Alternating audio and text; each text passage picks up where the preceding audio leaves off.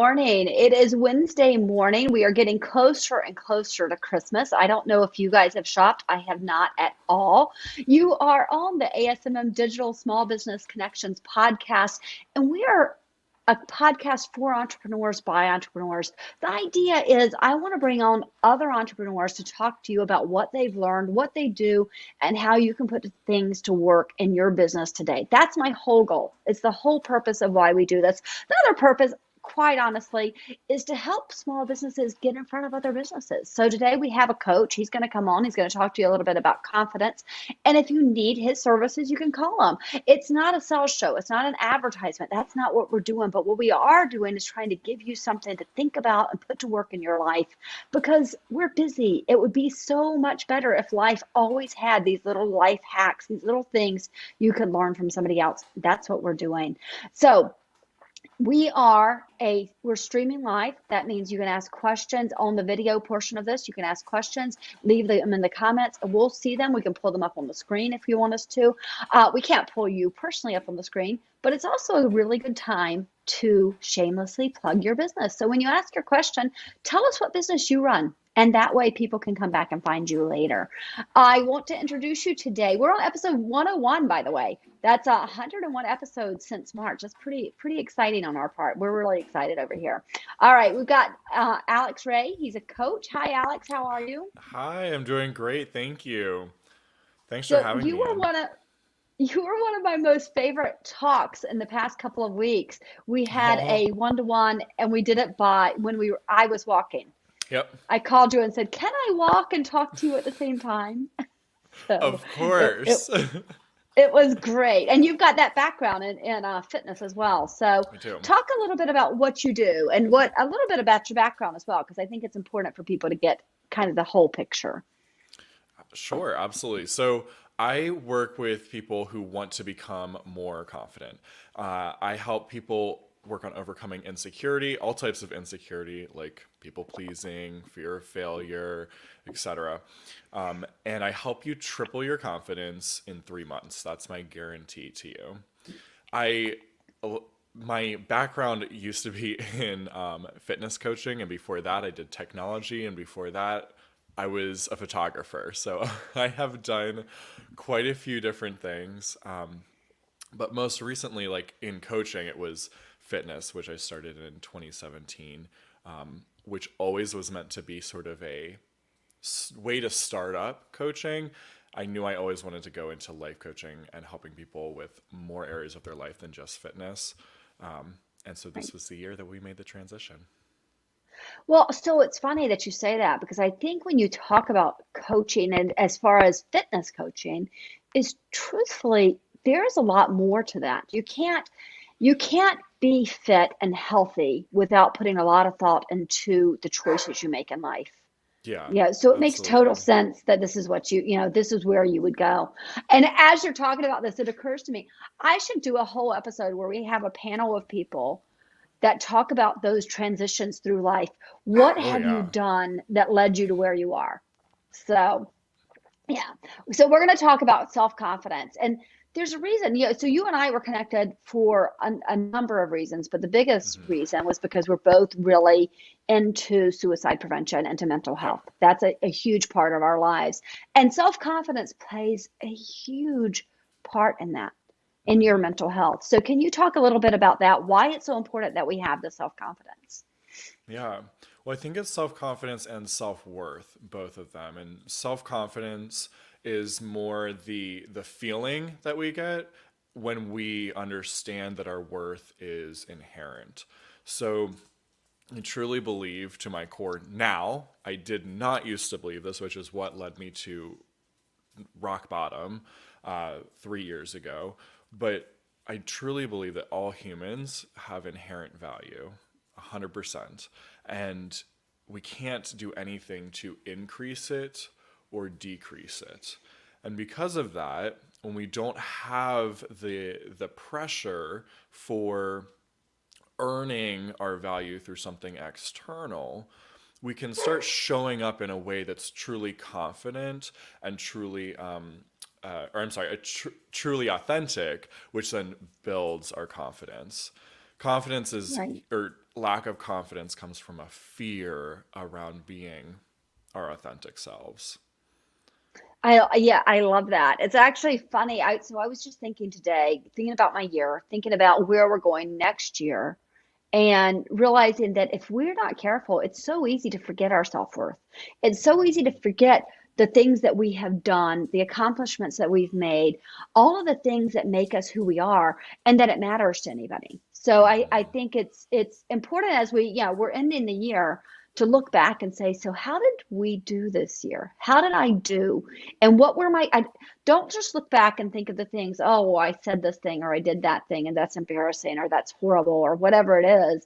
Look Hmm. back and think about what did you win? What were your wins for the year? So, and sometimes those could have been your biggest mistakes, right? Yeah. What propelled you forward? And I like to tell people like let's not talk about how you barely survived. That's a like a Right. loser story. And you're Right, always exactly. you can always find the reasons why like it was so hard. I could never do this again. This was too much. And as long as you Right. keep telling that version, you're going to have a version filled with fear about the future because you're looking to your past and describing that in a very fear invoking way. Or we could do the absolute opposite and tell our hero story. Like, how did I go through that and not just sort of barely survive it, but I was a badass. I like Right. I thrived. This was the best, most transformative year for me personally. And I've talked with tons of people that have had the same experience, and I've talked with tons of people that have had the opposite experience. The thing is, it wasn't up to 2020 or any of the circumstances of this year to decide whether we feel crushed or confident. It was up to how we think about it and how we choose to the lens that we look through to this year. Absolutely. It's this morning, actually, I put it out there, and this is another one that I think, write this down and go do this. This was an exercise that was really helpful to me. What did you create this year? And, Mm-hmm. it can be as simple as I created space for myself to think, or I created space for Yeah. myself to go walk, or, I created a new website or a new business, or somebody told me they created a new baby. I'm Right. like, well, that's a great thing. I created a new human life. How is that? That was pretty good. I So love that's a that. pretty good one. Yeah. So do you think that we're born with self-confidence? I don't think so. Like I said, confidence is really a feeling that we're chasing, and because it's a feeling, it's based on thoughts. And so I Right. think that that certain people have more confidence than others based on their upbringing and their teaching, the way they're Right. sort of trained and conditioned to think helps them feel more confident, or it trains and conditions us to feel less confident. Right. Yeah. Yeah. So I had a person on last week who talked about these moments in your life that change everything. And when I talked to you last week, you talked about elementary school, actually. Now that I think Hmm. about it, you talked about elementary school and a really bad time there and how that kind of changed everything and your parents got you out of there, Yeah. Thank right? goodness. So talk a little bit about how having the people and having that support to say this isn't good for my child, this isn't good for the person who's with me, and how we can build each other up, and that whether that's as a parent or as a partner or as a friend, right? We can build Yeah. each other up. Well, one of the things I think that really hit me hard in a negative way as a kid was this fear of failure and thinking that I had to kind of earn my value through what I did externally. And part of that was definitely built into the elementary school that I went to. They were very, very harsh. They loved to display like the kids' work for everyone in the class to see so that we could all constantly compare ourselves to each other, which Oh, yeah. comparison's a natural human tendency. And when it's encouraged and hyped up, sure, you can drive higher grades, but you also destroy the kids' confidence levels when you're doing it in the way that they were doing it. It wasn't a Right. way of like, look what, oh, Sorry, mine, this is mine might come Rocky. visit too. So when we look at other people's work, what they're doing, it's easy for our brains because our brains are naturally programmed to look for fear and look for what's wrong and what's dangerous. And so we're going to compare naturally in a way of, oh my gosh, they did a good job. I did a terrible job. That's just more evidence that I'm worthless. Right, Or we could also do that same action of displaying the work, but with some different type of training behind it of like, look what's possible. This person's no different than you. Like right. they're another human. With that's Yes, it. And if they can do it, so can you. And just look what's possible for all of us. And that's so much more collaborative, and it's also so much more inspiring. It's also more truthful. Looking at right, somebody else's work and believing that it means I can't succeed, not right. true or helpful. Exactly, exactly. And that is, I think if we can be more mindful of who we are and what we do, and I'm going to go back to the winning thing, right? If you could start looking at, or I'm so sorry, it's Nathan Greenberg, that's what's his name. Nathan Greenberg was on a few weeks ago and he talked about there are two kinds of days. There are good days, and then you could say there are bad days, but there are good days and there are days in which we learn, Ooh, yeah. right? Days in which we've learned something. So if we can look back, I shared this the other day as well. One of the biggest things that ever happened to us was, I thought was the worst thing that happened to us. And when my teammate thought of it and said, no, no, no, no, it was the biggest win from last year. We learned so much in that experience. And I love that if we can go back and do that. So I want to talk about, because it is hard. I mean, we talked about, imposter syndrome, or, people Yeah. pleasing. And so many of us think, I'm not really good enough at this. I'm not really, good enough to do what I'm doing. And people are going to figure that out. Or, people like me, but if they really knew who I was, they really wouldn't like me. So we have all of these things. You teach people to be more confident. You said in 3 months you can help people be more confident. So Yeah. clearly, yeah, that is the answer. Can confidence be learned? So yes. So how exactly does that happen? So I love imposter syndrome. This is a perfect example. And I did a podcast on it like 2 weeks ago, I think, was imposter syndrome. And uh, all of like, I like to tell people if you think you can be a great actor at being good at what you do, why can't you just be good at what you do? I'm not an Right. actor. Why, like, if I'm just Right. fooling everyone into thinking I'm a great coach, why can't I just decide I'm a great coach? If I could decide I'm a great actor with no background in acting. So I I challenge I challenge people to take take a look at like, okay, where is it coming from? Why don't I believe that I can be good at this? And it all like the way to come through that and to actually build confidence is by making a choice to do the uncomfortable and to one try on the idea that maybe you're not an imposter. Maybe you're exactly who's supposed to be doing this. And then going out and being and telling people who you are. And your brain is really afraid when you're stuck in that imposter syndrome loop that if I go tell somebody, they're gonna figure it out that I don't belong and Right. that I'm gonna die. And which Right. is it's Exactly. that primal thought, right? Like our brain thinks that if we are outcast from the group, then we're gonna die. Because once upon a time that was a very real thing. We could have been outcast from the group and then we would have gotten eaten by, you know, big animals out in the wild. Right. Exactly. Dinosaurs. Right. Here we go. So we had this tribal mentality that like that was the end all be all. If we're kicked out, then everything's over. And so, in order to overcome that imposter syndrome, if you can just calm your brain down a little bit and be realistic about what's the worst case scenario. It's really the worst case scenario, just that somebody might not like you. And Right. that's just, you might have to feel bad for a few minutes. You could definitely get over that, right? You could definitely Right. endure that pain. And so if you're able to do that, like, let's go do it. Then you'll prove to yourself that you didn't die. You're good. and Right. Exactly.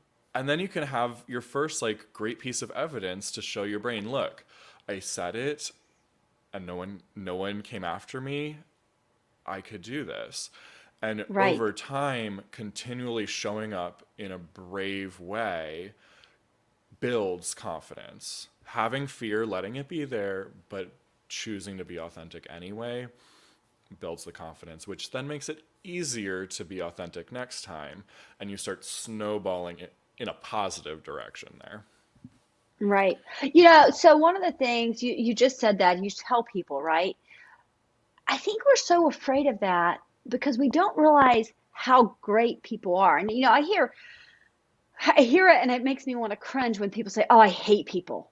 And I'm like, "Oh, how can you hate people?" Because, I've done so you're my 101st episode. Yeah. And that's 101 people I've talked to just on this podcast this year. Wow. And all of It's- them have been amazing. And I believe that every single one of them, I believe in my heart that every single one of them is rooting for me. They're rooting for my success, right? And whether they're thinking, it's not like they're thinking about me every day, but if I say, I want to do a podcast, they're going, yeah, go for it. And if you think about that, most of the people around you who are rooting for you. So root for yourself as well. yeah, absolutely. Yeah. So, all right, let's talk a little bit about bravery because you've had, you said you're in the very depths of despair. I mean, Hmm. you had only 3 years ago, and things are Hmm. going great for you. And I met you 2 years ago, actually, now. Yeah, was it I think it was was it two two years years ago. ago? Yeah, 2 years Oh ago. my Yeah, goodness. I know. And so things have really picked up for you. And even in a Hmm. year, and you said that, you said you were in the depths of despair. And even then you realized there is, this is good. So explain a little bit about that. Sure. So about the depths of despair, or what do we Yeah, want to well, talk? about how being in it and finding the bravery to come out of Mm, it has helped you, and how you use that same technique, that same idea of bravery to help people. yeah.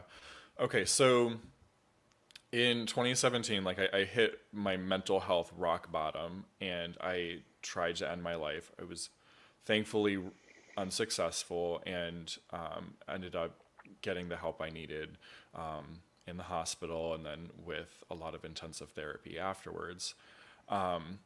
One of the practices that really helped, because mine stemmed back to self worth, right? I had this Right. belief and I remember thinking, and this is why I do confidence coaching, because I remember thinking for my entire life up until then, if only somebody could teach me to be more confident, I would give anything.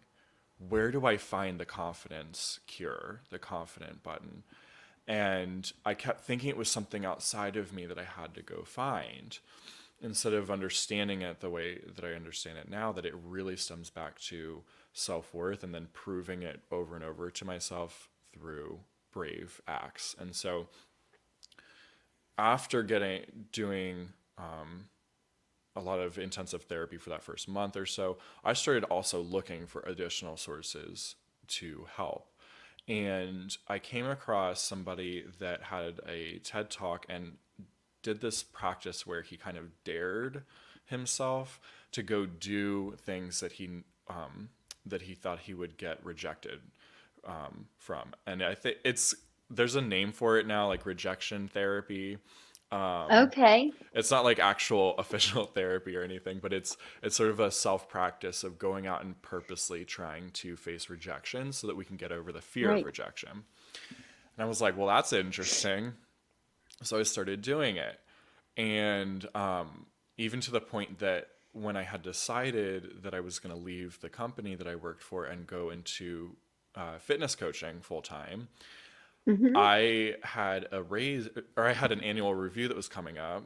We went through that. I did not get the raise that I truly believed I should get for that position, and that I wanted, and that I knew if I was going to stay at the company, I would have fought for. So I decided, let's just have the conversation anyway, because it scares me to talk about money. Um, Right. and it's Right. because of that, it's so much easier now. So I went and I had this whole meeting and everything, and then I put in my notice like a week later, and I remember they asked like, "Why'd you take us through that whole thing if you were just gonna leave?" And I said, "I had some personal growth to do there. I didn't care if I got the raise. I just wanted to overcome the fear." That's great. And That's great. Yeah. yeah, but practicing So over I and over love little that. brave, yeah, little Yeah, brave I love that tasks. idea. So I I want to go kind of I want to dive into that a little deeper just because it's Mhm. an interesting. So you had that conversation. What are some of the other brave tasks you could take or that your listeners could take? Things that you're nervous about but you go and do anyway. A couple that I've done recently, if money scares you, this is a great one to do. If you ever get fees at your bank or your credit card or anything, always call. I've had every single fee ever refunded except for one. But just the process of going through that and not hanging up and getting like upset when somebody says no, ask why. That's what I do. Why? I don't understand. Why are Right. you charging me to hold my money? Right, and exactly. and you get That's things great. refunded like so that's another fun little one to do. You could ask uh some another thing is like maybe if your food comes out wrong at a restaurant, a lot of us have this uh interesting concept that, oh, I don't want to bother anyone, I don't want to Right. inconvenience them. You are there paying for a service, which is delicious food. If it comes out wrong, no one's gonna stab you if Right. if you return Alex, it. I have something to confess. What? And people listen to this. They've heard me make these confessions all the time, but I'm going to confess it completely here with you right now. I don't like people to not like me. I know Right. this is a surprise to all of you that I like people to like me. But I bought a pair of glasses about almost exactly a month ago now. Um, and I got them, and so I couldn't see out of them as well. Like I actually had to take them off to see the computer, which is I Oh can see the no. computer with these glasses, right? And so I kept taking them off, and they kept hurting my face, and then I didn't like what they looked like, and they were too small, and so I sat them right here in front of my computer, and I didn't do anything with them, and then finally, I knew they have a 30-day policy. They'll take them back. And I was like, I don't really want to go and do that because then, they might think less of me. And and I literally was having, and finally I was like, wait a second, what in the world am I thinking? And I called, and I will say that their first reaction was, we've had them almost a month. Really? And my second, and I was, and I almost Right. went, yeah, you're right. And then I didn't. I was brave, and I said, yeah, and I don't like them. And so I spent $400 on these glasses, and they're just sitting here. I can't wear them. They make no Hmm. sense. And so I did go in and change them. But that's exactly, I love that you use that example for food because we do that. Look Hmm. around your house at the things that you still have that you probably should have returned, but you didn't because you didn't have the confidence to say that, Right. right? Yeah. It seems like a small thing, but that was $400. That's not a Right. small thing. That's a lot of money.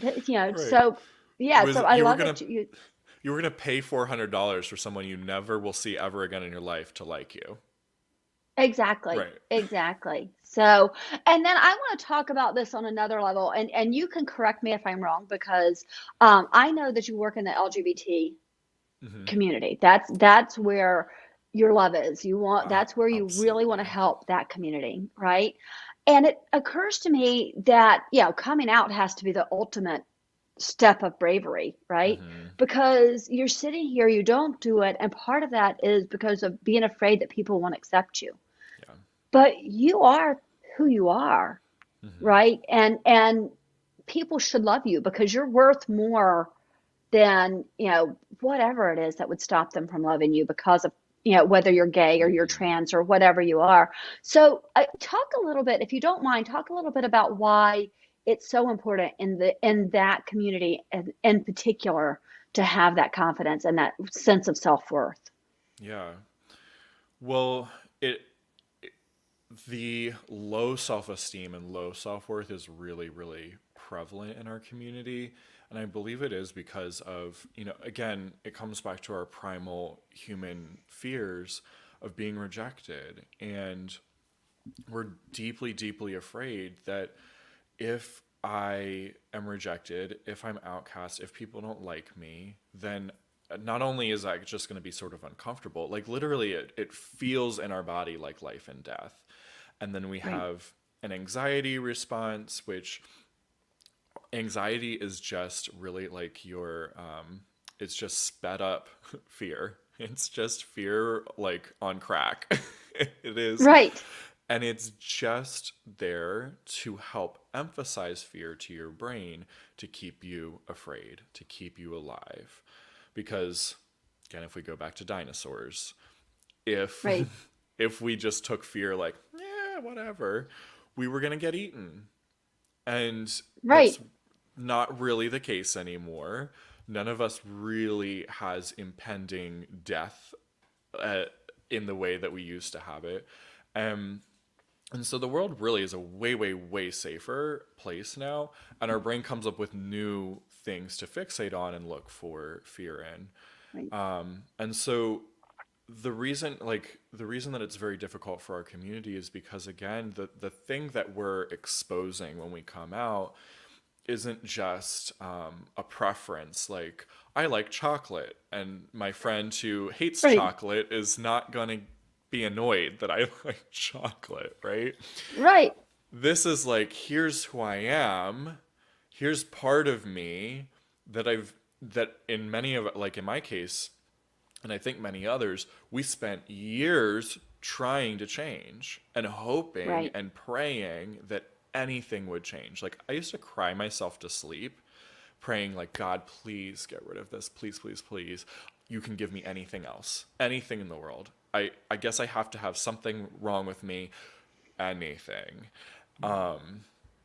And now I realize it's not something wrong with me. But at the Right. time, and so now, like, or sorry, so the difference is like it's an exposure of here's part of me, here's part of who I am. Maybe I tried to change it too, and it's not working. I tried to not like chocolate, and it's not working. Right. Right. And I hope you still can stand to be around me, and that you're not going to cast me out. And when we live in that fear, our brain uses anxiety patterns to magnify it. And it starts Right. turning this conversation of coming out into like, we find all the ways in which we're going to fail, that our parents, they're not going to like us, our friends, they're not going to like us, we're never going to be able to get a job, we're like, and we magnify it to this world altering level that then perpetuates the the prevalence of suicide in our community. And Right. it all comes back to fear around being authentic. Right. Fear of being who you are really. So actually, I want to go to that. That's our final question today. So if you could say one thing to young people, if there's one thing you want them to know about accepting themselves, what is that? It would just be this realization that you're 100% lovable. So, Right. That's all Gideon, right. come be in the show. We have a Great Dane, so that's a little bark compared to ours. Yeah. So, Oh yeah. say that again. So you, This concept that like every human is 100% lovable, and the right, love like my love for, let's, like, it's easy to just put it into food because no one really has drama around that, right? So if we just say right, chocolate, the chocolate's lovability is not dependent on the chocolate. It's dependent on my ability to love it. Or my coach Right. uses the example of like a peach a lot, right? You can be the best damn peach in the world, and someone that hates peaches and likes apples is not going to like you. And if Right. you're a peach trying to be an apple, now you're just a crappy peach. That's right. That's great. Exactly. So Exactly.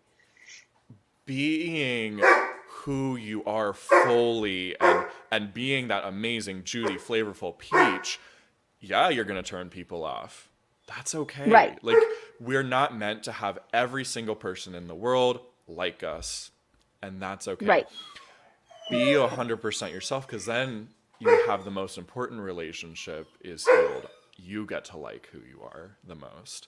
You get to love being the Absolutely. peach, and the people that like peaches are going to rant and rave and be crazy about you. And the people that don't So like you, bye. that's all right.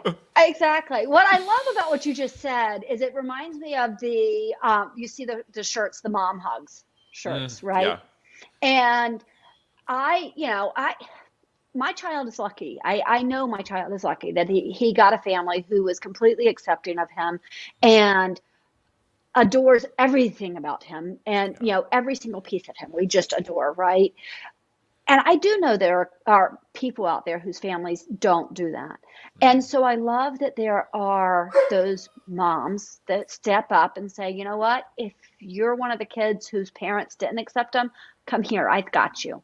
And I Yes. think it goes to show the rest of the world. It's not just the LGBT community, because I do think that there are people out there who are going to love you whoever you are. My personality, I say this all the time, loudest personality. I've got the biggest personality. I walk into a room, I'm going to be the loudest person there every single time. I'm not for everybody, and that's There you go. okay.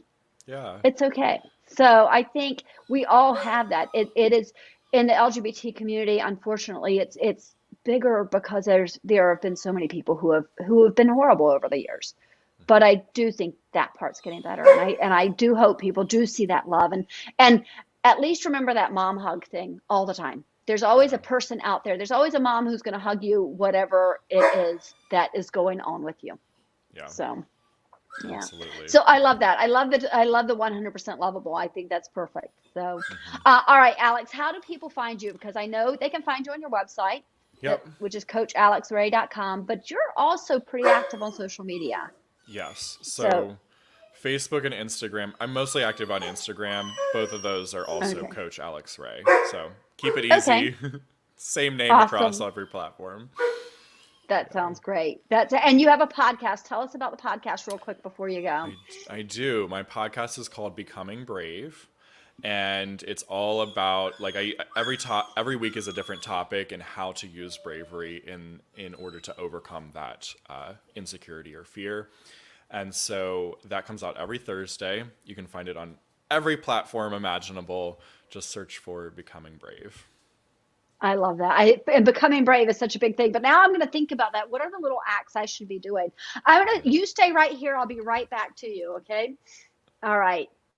Okay, everybody. I want to remind you, speaking of becoming brave, I want to remind you that you need to follow me on YouTube. You need to please go over there and subscribe so that we can have my children know that I'm not a total nerd. I need 1,000 subscribers. Go over there and do that now. Subscribe wherever you are. And I want to thank, I've got a couple of reviews out there on iTunes, and they're really sweet, and especially because they didn't come from people I know. So if you're listening to this, and whether you know me or not, I would really like it if you could go over on iTunes and leave a review for the podcast. Help people see that we're here to help you take something and put it to work in your business or in your life today. I really hope you got something out of this today. I hope that you'll please tell me, what are the brave things you've done? My eyeglass story is a totally true story, and I'll have my new eyeglasses in 2 weeks, so you guys can tell me what you think. Don't be too brave. If you don't like them, just don't tell me. I don't want to know that. So if I'm completely honest about it, I do hope that you're subscribing to this. I hope you're doing okay out there. I know it's a crazy world.